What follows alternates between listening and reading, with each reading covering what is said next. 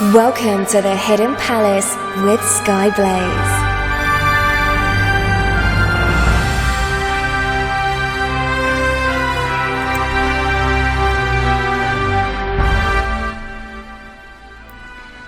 Good morning, afternoon, evening, or night, wherever you are in the world. I am Skyblaze, and this is the Hidden Palace here on Radio SEGA. Apologies for last week. I'm still having ongoing health issues, which are being very annoying. Got some more hospital appointments due to try and sort things out, because they don't entirely know what's going on, but hopefully I'll be able to do most of my shows. So, on with the actual topic of the episode. The Dreamcast is a console that was very much ahead of its time.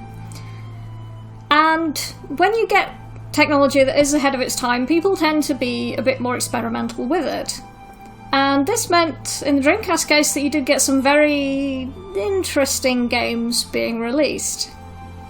One of the first games that I'm going to talk about today is one of the last games that was released for the Dreamcast in Europe. This is a game called Cannon Spike. It was released by Capcom for the Dreamcast in 2000. And it was a multi-directional shooter arcade game. The premise is that in the year 20XX, yes, that well-known year that so many games are set in, terrorism has surged due to a troubled world economy. And in order to combat this terrorism, the player takes the role of a member of the World Union for Peace.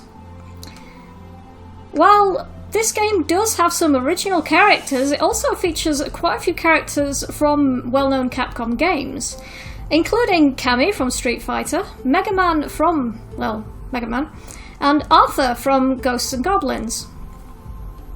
The difficulty for this game ranges from, has quite a large range. It's going from baby and child right the way up to very hard. So, yeah.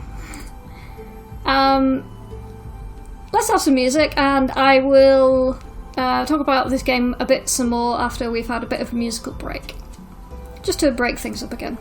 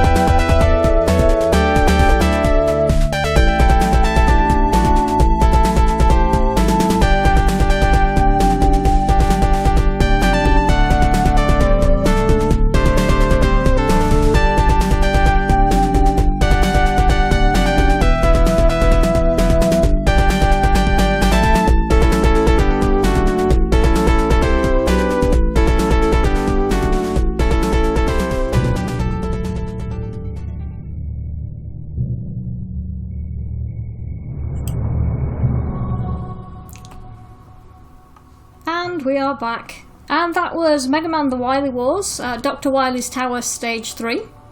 And before that we had Cannon Spike Stage A. It's unfortunately the only way it was labelled. Anyway, continuing with Cannon Spike. Hello to people in the chat, by the way. We've got Electric Boogaloo, who else have we got? Cobra the Best.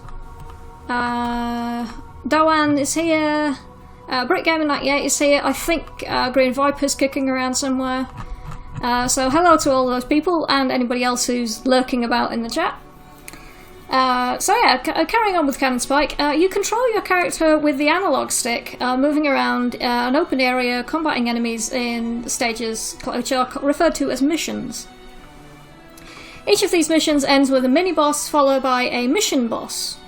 You'll use at least 3 of the buttons. Mark, which allows you to lock onto targets. Shoot, well, what it says on the tin. And if close enough, then attack will let you use your melee attack button. Pressing shoot and attack together allows you to use a special shoot attack. Pressing mark and attack together does a special close range attack. And finally, pressing all 3 will let you use a super special. Super special awesome? Meh. Sorry. The last attack can only be used once you collect a special token, which may drop from enemies or your ally if they are defeated in the game's 2-player mode. Oh, Eclipse is here as well. Hello, Eclipse.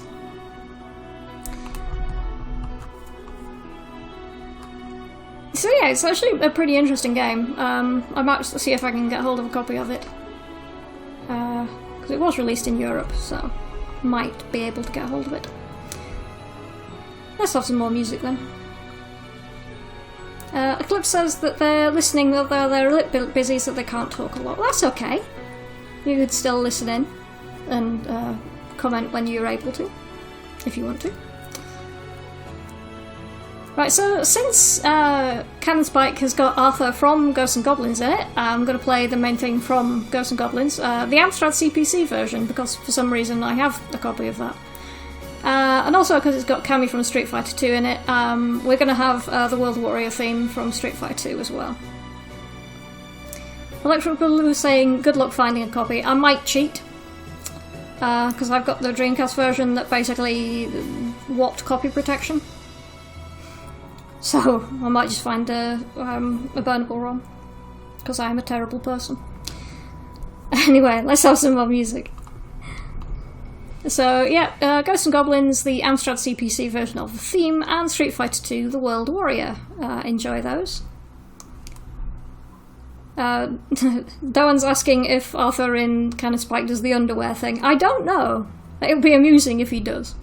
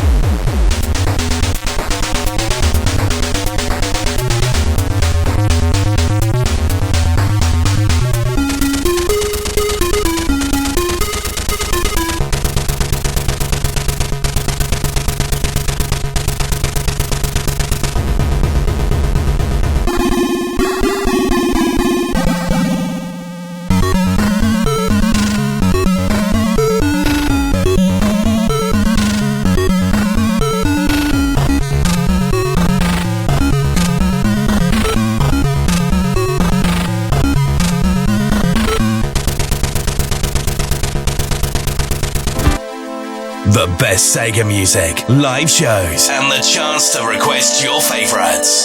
This is RadioSega.net.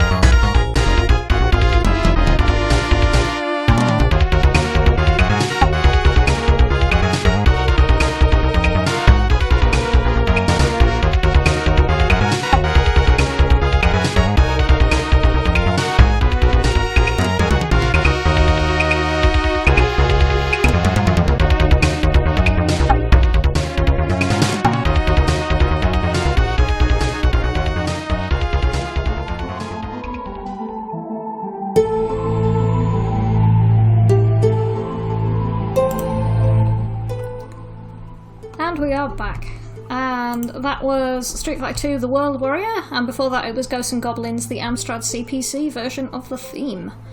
The chat is talking about backing up games and preservation of old games. It is an ongoing concern because even optical media like CDs doesn't last forever. There's a problem where basically the layers of the CD start to delaminate from each other, so rare CD games could be easily destroyed and lost forever, and Laserdisc games for that matter, because of ROMs not being taken of them and them not being properly preserved for future generations. Because these things are art, and not having that for future generations to play, I think is really sad, and something should be done about it. And the rise of things like the Google Stadia and the idea of streaming games bothers me quite a bit, because how do you preserve that for the future? Because if the server's dead, the server's dead. You can't play the game anymore, ever. It's a problem. It's actually a problem already, because there was the satellite transmitted games that Nintendo did back in the 80s, which, unless somebody has a copy of the Satellaview cart with those games on them, they're gone forever. So, moving on to what I'm actually supposed to be talking about. EGG, or Egg or Elemental Gimmick Gear, is next up. It has a very odd name with an odd story. This game was developed by Birthday and published by Hudson Soft, and it combines sprite animation and 3D graphics to tell the story of a mysterious egg-like robot. Probably not, Robotnik isn't involved, as far as we know, which is found within an ancient jungle ruin. Within this machine, a sleeping man was found, and after much research, scientists managed to find the machine was over 5,000 years old. And copies of this robot were created to act as a means of transportation and to act as instruments of war and construction. 100 years have passed, and the ruin wakes up, erupting tentacles and draining life from the surrounding ground, as well as producing fog blanketing the area. The Sleeper, as the man who was found inside the mech was dubbed, wakes up 3 weeks later and has amnesia. so must travel to the ruin in hopes of recovering any clues to his past. You navigate around a sprite-like map as the Sleeper. You get a chance to name this character during the game intro. Enemies are 3D rendered and you can attack them. It looks much like a futuristic kind of Legend of Zelda type thing. The boss fights are more like one-on-one 3D arena fights, so it's a bit of a mishmash of styles, really. It sounds pretty interesting, though. Everybody is dumping on the idea of the Google Stadia in the chat, which I entirely approve of. Because the Stadia is not going to work. As some of you know, my background is in network engineering. And unless Google have invented the compression algorithm of the gods themselves, I can't see how it's going to work with anything like any high quality on, especially on American internet. I mean, the UK is bad enough, but the America's so much worse. Oh well. Let's have some more music, shall we, before I start getting into more of a rant. So, if anybody has played any of the games I'm mentioning on here, by the way, especially Elemental Gimmick Gear, please let me know on the chat or on Twitter, and we can talk about it. So, let's have some more music then. So from Elemental Gimmick Gear, the tracks I've got from this aren't labelled properly, and this labels itself as track 62, even though there's like only 20 odd tracks, so I'm not sure what's going on there. And then, because it is occasionally referred to as Sega's answer to Legend of Zelda, from Crusader of Senti, we've got the world map tune. So enjoy those, and I'll speak to you guys again after the break.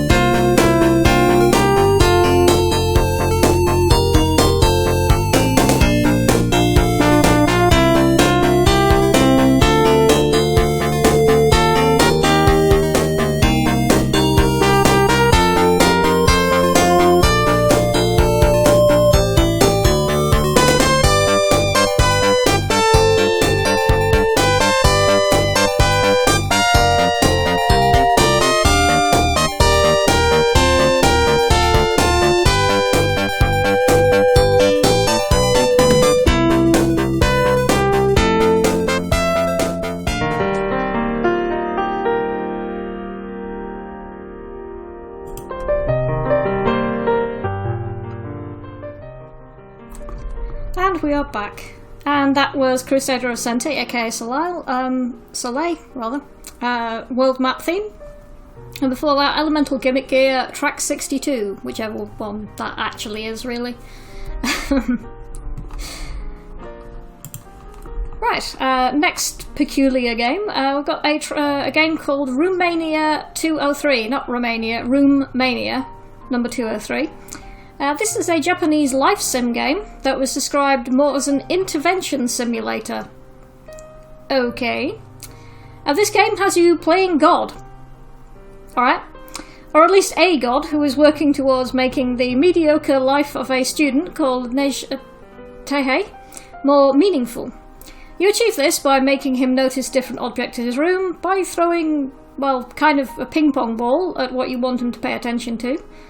Firing too many of them at once, however, will cause him to get irritated and lose interest in the thing that you're trying to get him to pay attention to. Along with throwing ping-pong balls, you can also read his diary when he's out, or by moving items around, you'll have a better chance of making him notice the things that you want to make him notice. To progress through the game, you have to complete various missions, the details of which are provided to you in fairly short cutscenes and cryptic mission titles, such as While the Demon is Out, where you need to read Neji's diary while he is out of his room.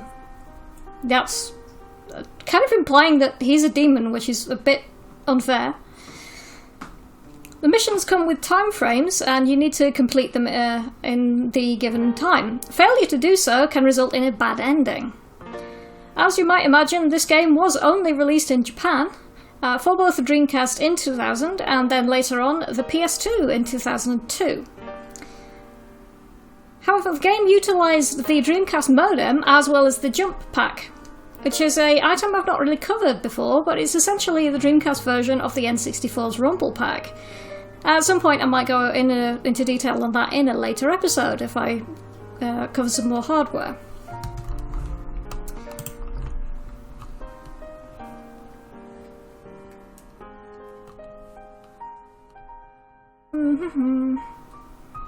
People are talking about Doom on the Switch on the chat for some reason.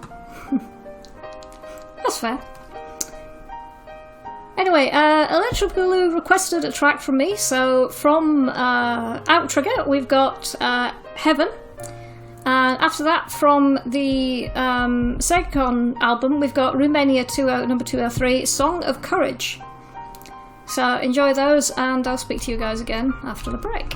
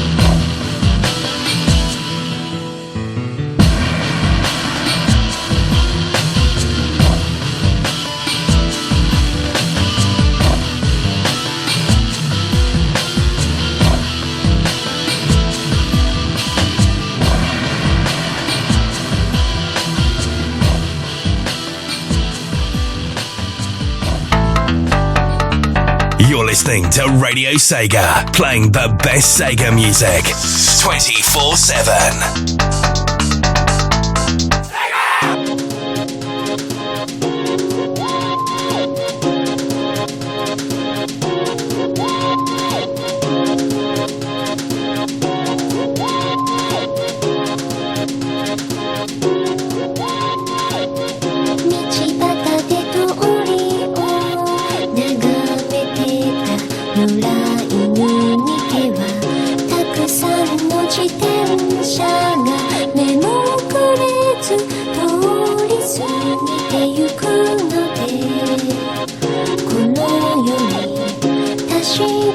自分が存在してるってことを忘れてしまうのだ少林の音に心空高く生まれて少女のスペースでの腕に誰かかるファンタジー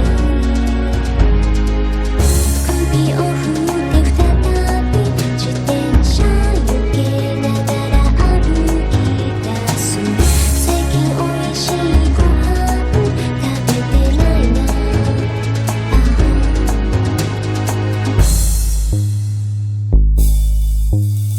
爪の音が鳴る音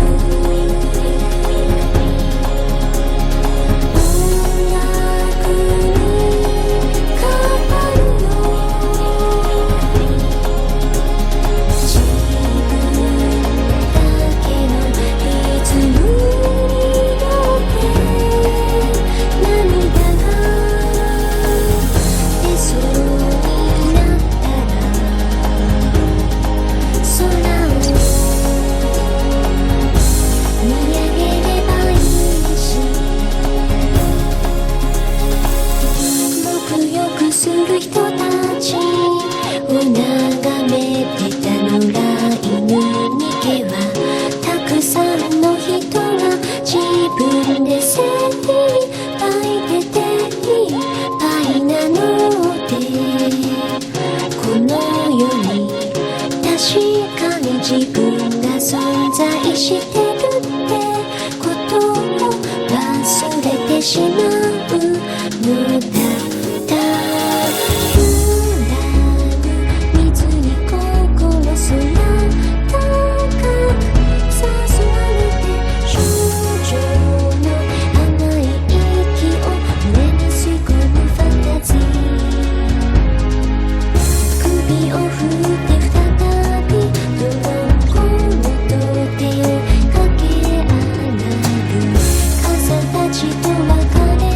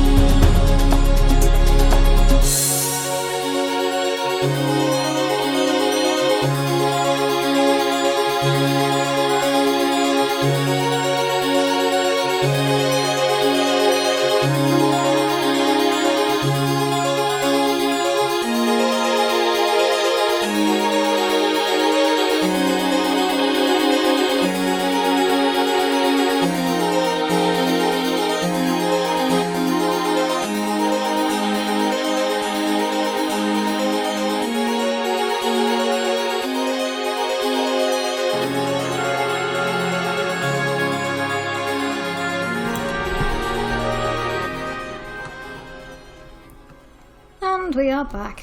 And that was Romania number 203, Song of Courage. And before that we had Outrigger Heaven, which was requested by Electric Boogaloo.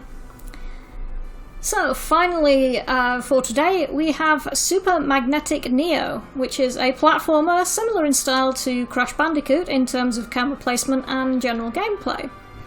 In this game you play as Neo, not that one, a magnetic robot who can generate north and south magnetic fields to attract and repel his opponents, depending on whether they match the field he generates. When Neo attracts some enemies, he places them into a box which he can throw at objects, obstacles or other enemies to break or hurt them.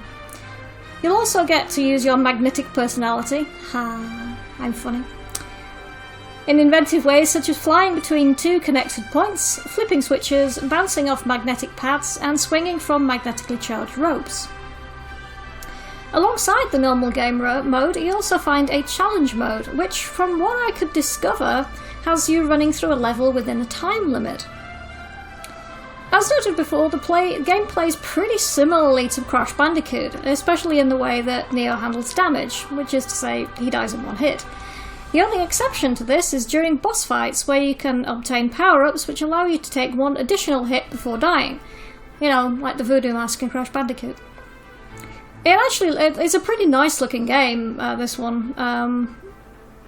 I don't know if it'd be any good at playing it, because it's a lot of very precise platforming. But I might seek out a long play of it at some point. What about you guys? Have you played any of these? Strangely enough, just before I went on the air, my husband was actually playing my PS4 copy of Crash Bandicoot N-Train Trilogy. Which, oddly enough, is part of a musical break because of the gameplay similarities, and because the Insane Trilogy music is on the Radio Sega playlist. So, from Super Magnetic Neo, we have Center 01/02, and then from Crash Bandicoot Insane Trilogy, there is Upstream. So, hope you enjoy these tracks, and I'll speak to you guys again for Chip Tune Corner. See you soon.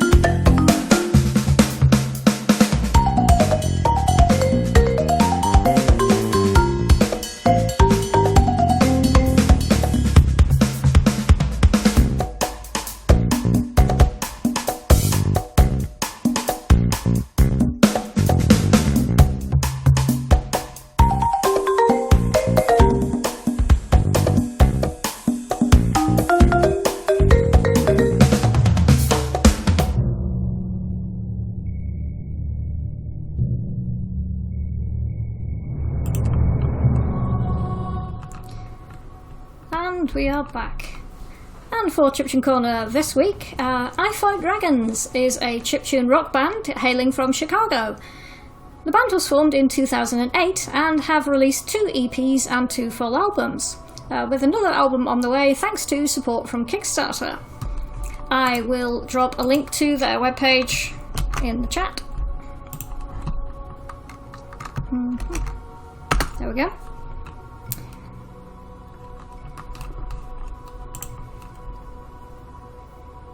So, from I Fight Dragons, here is the I Fight Dragons Overture version 1.0.